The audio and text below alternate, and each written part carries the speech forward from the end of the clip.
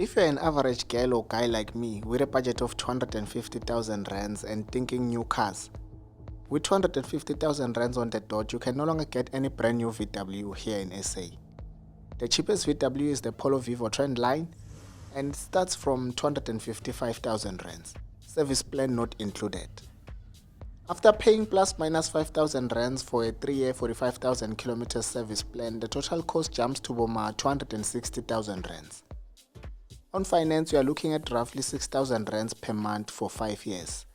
Fuel and insurance not included, and for a Polo Vivo you'll definitely need comprehensive insurance, and you already know why. So since new car prices make almost 0 cents these days, today I want us to check out decent used cars you can get for 250,000 rands or less, instead of spending 300,000 rands on a new i10. Welcome to another video.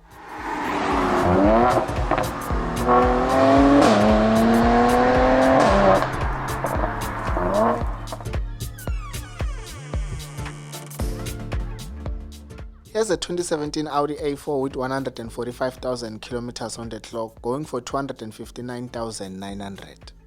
If you buy this, you are on your own. A car you should be spending your 250,000 rands on is something like a low mileage Corolla Quest. Brand new, it comes with a 6 services 90,000 kilometers service plan, so if you buy it pre-owned, you won't worry about paying for service until you clock 90,000 kilometers. And since it's a Toyota, you know it's gonna be reliable. The downside about this car is that fuel consumption is a bit high and the interior is underwhelming. If you haven't watched my detailed Corolla Quest review, you can check it out after this video. The next car you can get is the previous gen Polo sedan. The downside here is that there's no service plan. You have to pay extra for a service or a maintenance plan. If you think you are clever and you're gonna be paying cash for service, good luck. If you buy a VW, at some point you may face cooling system issues, but other than that, there's nothing major for this model. I've heard people complaining about squeaky brakes and suspension noises on fairly new cars, but those were just isolated cases. In my opinion, this model looks better than the new one and I wouldn't mind buying it with my own money. I actually wanted to buy a Polo sedan as my first car in 2019 and even requested a quotation from VW. The total cost was gonna be around 225,000 rands and I was like, nope, it's not going to happen, that thing. Because I was not prepared to spend more than 200,000 rands on my first car. So I ended up buying a Polo Vivo. On my list I also had a 2018 Toyota Etios going for 149,000 rands. I didn't buy it because the interior looked terrible. Don't judge me, but I also tried my luck on a 2017 BMW 2 Series. After getting the quote, the dealer was calling me almost every day, and I blocked them for obvious reasons. So if you are not a sedan fan, I think the Polo Vivo is still an attractive option. It's fuel efficient and reliable. The only thing you'll worry about is theft risk, and also the fact that you have to pay extra for a service plan. Here's a previous gen Toyota Starlet going for around 200,000 rands. And if you don't like the looks, you can go for the new model, but you will pay a bit more.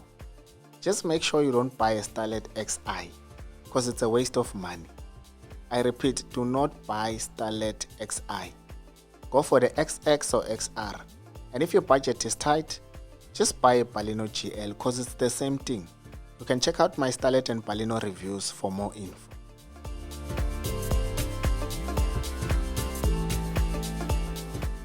The 2020 Toyota Yaris is not too different from a Starlet, and even the power output is more or less the same. Here you get a 1.5 litre engine producing 79 kilowatts and 140 Newton meters of torque, while the Starlet only produces 77 kilowatts and 138 Newton meters of torque. The difference is negligible. So if you can't get a Starlet, the Yaris is also a good option. If you are a good negotiator, you can also go home with this 2021 Kia Rio for only 250,000 rands.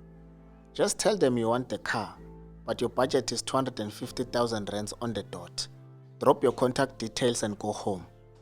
If you are lucky, 2 days later you'll be fetching your car, but sometimes dealers don't fold, eh? I've been negotiating for a high mileage Beamer for more than a month now, and those Morenas are not folding. The Nissan Almera is now discontinued, but I found this 2019 model with only 63,000 kilometers going for only 189,900. Here you won't suffer from any major issues. The only problem is that it looks some type of way. In simple terms, let's just say it's ugly. And while we're on the issue of looks, the other ugly and problematic car is the Honda Jazz, and you can get it for around 180,000 rands. So if you don't care about looks, buy a Jazz or an Almera. Here's another discontinued model from Nissan, the Nissan Micra. This example is a 2019 model with 86,000 kilometers on the clock going for 169,900. This is a pretty decent car, but the problem with us South Africans is that we like acting fresh. Everyone wants a shiny brand new car, that's why we end up buying quids for 200,000 rands. I like how countries like Kenya embrace used cars. Almost every car you see there looks like a third or a seventh hand, and they are cruising nicely.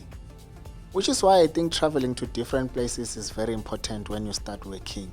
Cause that thing of just staying in Gauteng there by Midrand and Centurion will make you believe social media is a real place until you go to real places and see how people live.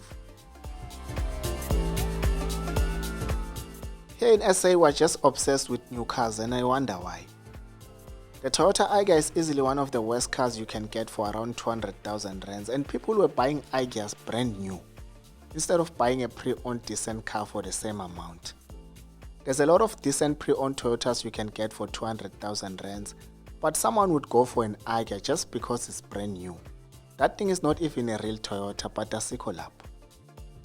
I know some of you were hoping to see SUVs in the mix, so we'll cover them in a separate video. In terms of cost of ownership, if you finance a car that costs between 200 and 250,000 rands, you are looking at an installment of between 4.5 and 6,000 rands per month for 5 years. Insurance will be somewhere around 1.5 or less. So from the cars we covered today, let me know which one you think is best for you and why. If there's other unproblematic cars you'd like to add on the list, just mention them in the comment section. Thank you for watching. Don't forget to like, share and subscribe to the channel for more car content in a Mzansi context.